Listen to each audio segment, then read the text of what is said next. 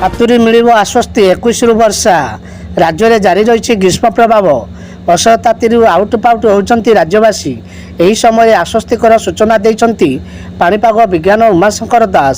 ସେ କହିଛନ୍ତି ଯେ 21 ଓ 22 ତାରିଖ ବେଳକୁ ଖରାର ପ୍ରକୋପ ସାମାନ୍ୟ ହ୍ରାସ ପାଇବା ସହ ରାଜ୍ୟରେ କିଛି କିଛି ସ୍ଥାନରେ ବର୍ଷା ହେବାର ସମ୍ଭାବନା ରହିଛି।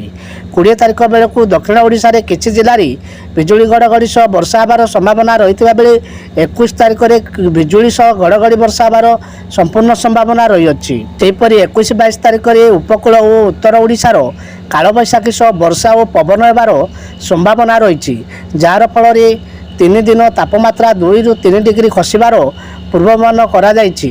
ସେ ଆହୁରି କହିଛନ୍ତି ରାଜ୍ୟରେ 20 ତାରିଖ ପର୍ଯ୍ୟନ୍ତ ଦିନର ତାପମାତ୍ରା ବିଶେଷ ପରିବର୍ତ୍ତନ ହେବାର ସମ୍ଭାବନା ଥିଲା। ଏହି ସମୟରେ ଦିନ ତାପମାତ୍ରା ଶିଖର ଛୁଇଁବା ସମ୍ଭାବନା ରହିଛି।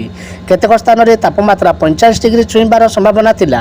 ଆଜିଠାରୁ କିଛି ଜିଲ୍ଲାରେ ଅରେଞ୍ଜ ୱାର୍ଣ୍ଣିଂ ଜାରି କରାଯାଇଛି। 21 ତାରିଖ ବେଳକୁ ଦକ୍ଷିଣ ଓଡ଼ିଶାରେ କିଛି ଜିଲ୍ଲାରେ ବିଜୁଳି ଘଡ଼ଘଡ଼ି ସହ ବର୍ଷା ହେବାର ସମ୍ଭାବନା ରହିଛି। ସେହିପରି 22 ତାରିଖରେ ଉପକୂଳ ଓ ଉତ୍ତର ଓଡ଼ିଶାରେ କାଳବୈଶାଖୀ ସହ ବର୍ଷା ଓ ପବନ ହେବାର ସମ୍ଭାବନା ଯଥେଷ୍ଟ ରହିଅଛି, ଯାହାଫଳରେ ଦିନ ତାପମାତ୍ରା 2ରୁ 3 ଡିଗ୍ରୀ ଖସିବାର ପୂର୍ବାନୁମାନ କରାଯାଇଛି। ବାୟୁମଣ୍ଡଳରେ ଉପରିଭାଗରେ ନିମ୍ନଚାପ ରେଖା ସୃଷ୍ଟି ହେବା ଯୋଗୁଁ ବର୍ଷା ହେବାର ସମ୍ଭାବନା ରହିଛି। ପାଣିପାଗ କେନ୍ଦ୍ର ସୂଚନା ଅନୁସାରେ ଟାଣ ଖରା ପାଇଁ ଆଜି 19 ଜିଲ୍ଲାକୁ ଅରେଞ୍ଜ ୱାର୍ଣ୍ଣିଂ ଜାରି କରାଯାଇଛି। ଏହା ସହ କିଛି ସ୍ଥାନରେ ପ୍ରବଳ ଗ୍ରୀଷ୍ମ ପ୍ରଭାବ ନେଇ ମଧ୍ୟ ଚେତାବନୀ ଜାରି କରାଯାଇଛି। ସେହି ସ୍ଥାନଗୁଡ଼ିକ ହେଲା ମୟୂରଭଞ୍ଜ, ଅନୁଗୁଳ, ବୌଦ୍ଧ, ନୟାଗଡ଼, ଖୋର୍ଦ୍ଧା ଏବଂ କଟକ। ଏହି ଜିଲ୍ଲାର ସିଭିୟର ହିଟ୍ ୱେଭ୍ ୱାର୍ଣ୍ଣିଂ ଜାରି କରାଯାଇଛି। ଅନ୍ୟପକ୍ଷରେ ଆଜି 8:30 ସୁଦ୍ଧା ପାରଦ 35 ଡିଗ୍ରୀ ଛୁଇଁଛି।